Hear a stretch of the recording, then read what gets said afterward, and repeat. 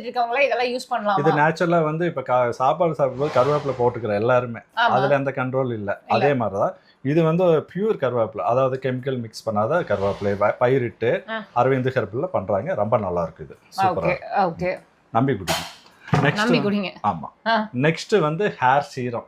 இது வந்து எப்படின்னு கேட்டீங்கன்னா, நிறைய பேருக்கு இந்த ஹேர் எல்லாம் வந்து ரொம்ப ட்ரையா இருக்கு. உங்களை மாதிரி ஃப்ரீயா விடுற ஹேர் எல்லாம் வந்து வண்டியில வரும்போது நான் சொன்னேன்ல, வரும்போது இங்க இருக்கிற எல்லா ப்ராடக்ட்டும் முதல்ல எனக்கு தான் வாங்கணும்னு நினைக்கிறேன் நானு. இப்போ இந்த மாதிரி ட்ரை ஹேர்ல வந்து ஒரு 3 சொட்டு எடுத்துட்டு அப்படியே மேல தேய்ச்சிக்கணும். தேய்ச்சிட்டு அப்படியே சில்க் அண்ட் ஸ்மூத்தா இருக்கும். கொடை பிடிக்கிற மாதிரி. ஆமாங்க. இப்போ வந்து ஒரு நாள் குளிக்கலன்னா கூட அந்த ஹேர் வந்து பாத்தீங்கன்னா ஷைனிங்கா காமிச்சு தரும். ஓகே. வாசம் ரொம்ப நல்லா இருக்குங்க. நல்ல ப்ராடக்ட். ஓகே. இது ஆயிலியா இருக்குங்களா? ஆமா, ஆயிலியா இருக்கும். அதாவது வந்து பாத்தீங்கன்னா இந்த தேங்காய் எண்ணெய் போட்ட மாதிரி வலுவலுன்னு நல்லா இருக்காதுங்க. பார்த்தா ஆயில் மாதிரி தெரியும், ஆனா ஸ்மூத்தா இருக்கு, ஷைனிங்கா இருக்கு. ஆனா இல்ல அப்படின்ற மாதிரி இருக்கும். ஏன்னா ஆயில